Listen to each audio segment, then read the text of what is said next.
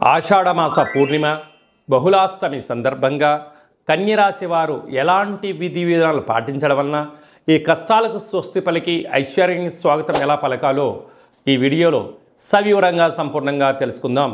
కన్యరాశిలో ఏ నక్షత్రాలు వస్తాయనగా ఉత్తరా నక్షత్రంలోని 2, 3, 4 పాదాలు, హస్తా నక్షత్రంలోని 4 పాదాలు, చిత్తా నక్షత్రంలో 1, 2 పాదములు కలిపితే కన్యరాశి అవడం.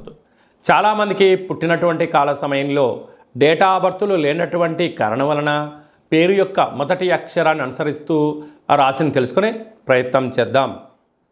టో, పా, పీ, పు, ష, అణ, ఠ, పే, పో అక్షరాల వారందరూ కూడా కన్యరాశి జాతకులే.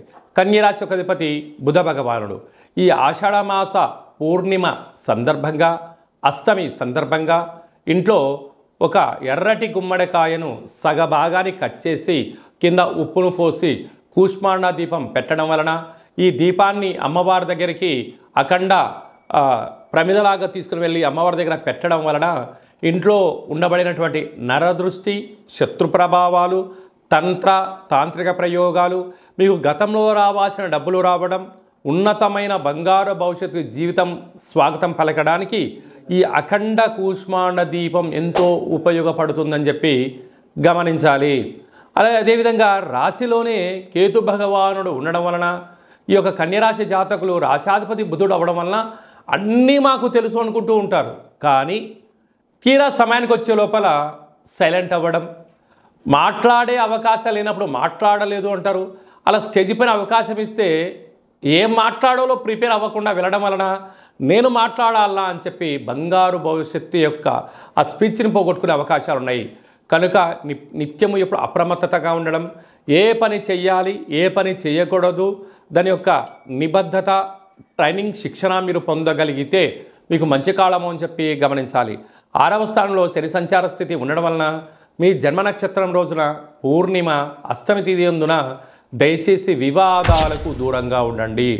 గొడవలు పడొద్దు, అప్పులు ఇవ్వద్దు, అప్పులు తెచ్చుకోవద్దు, గొప్పలకు వెళ్ళి మీ స్థిరచరాస్తులను తాకట్టు పెట్టడమని మధ్యవర్తిత్వ కార్యక్రమం చేశారా సర్వము కోల్పోయే పరిస్థితి చాలా అధికంగా ఉంది. కారణం ఏమిటయ్యా అనగా శని భగవానుడు కుంభరాశిలో వక్రగతి సంచారం చేయనప్పుడు రుణ సమస్యలు, రోగ సమస్యలు, శత్రు సమస్యలు పొంచి ఉన్నాయి. తస్మాత్ జాగ్రత్త. 7వ స్థానంలో రాహు సంచార స్థితి ఉండడం వలన ప్రేమికుల మధ్య అన్యోన్యత, అన్నదమ్ములతో ఆప్యాయత, మానవ సంబంధాన్ని మానవ సంబంధంగానే చూడండి, ఆర్థిక సంబంధాలుగా మీరు పెట్టుకోవద్దు. పెట్టుకున్నారా మీకు తెలియకుండానే మీ యొక్క స్థిరాస్తులు, చరాస్తులు వ్రాయించుకోవడం, మిమ్మల్ని అప్పుల పాలు చేయడం, మిమ్మల్ని అధోగతి చేయడానికి అనేక మంది ఎదురు చూస్తున్నారు. మీరు ఎవరైతే బాగా నమ్ముతున్నారో, మీ యొక్క రూపాయి ఎవరైతే బాగా తిన్నారో, మీ యొక్క సహాయం ఎవరైతే పొందారో వారే మిమ్మల్ని వెన్నుపోటు పడడానికి సిద్ధంగా ఉన్నారు అని చెప్పి కన్యరాశి జాతకులు బాగా గుర్తుపెట్టుకోవాల్సిన అంశం అని చెప్పి బాగా గుర్తుపెట్టుకోవాలి. భాగ్యస్థానంలో కుజుడు మరియు గురు సంచార స్థితి ఉండడం వల్ల భార్యాభర్తల మధ్య అన్యోన్యత చాలా అవసరం. పెట్టుబడిదారులకు కానీ, జాయింట్ వ్యాపారాలు చేసేటువంటి వారందరికీ కూడా ఓపిక చాలా అవసరం. ఈ ఓపిక, నమ్మకం రెండూ లేకపోతే ఏకో నారాయణ మీరు ఒంటరి వారు అవుతారు. మీరు ఎవరిని నమ్మనప్పుడు ఎవరు మిమ్మల్ని ఎందుకు నమ్మాలి? మీరు ఒక క్వశ్చన్ మార్క్ వేసుకోండి మీ యొక్క జీవితంలో. కనుక నమ్మకమే జీవితం. వీలైనంత వరకు ఆ నమ్మకం అనేది భార్యాభర్తల మధ్య ఉండి తీరాలి. ఎవరికి వారే యమునా తీరయ్యారా మీ పిల్లలు రాబోయే కాలంలో ఇబ్బందికి గురవుతారు అని చెప్పి కన్యరాశి జాతకులు బాగా గుర్తుపెట్టుకోవాలి. అద్భుతమైన యోగం ఏమిటయ్యా అనగా లాభస్థానంలో రవి బుధుడు బుధాదిత్య రాజయోగం కారణం చేత గతంలో ఇచ్చిన డబ్బులు రావడం, ప్రభుత్వ ఉద్యోగం ప్రయత్నం చేస్తే విజయం మీ సొంతం అవడం, ఉద్యోగంలో ఉండబడిన వారు ప్రయత్నం చేసినట్లయితే ప్రమోషన్స్ రావడం జరుగుతుందని చెప్పి గమనించాలి.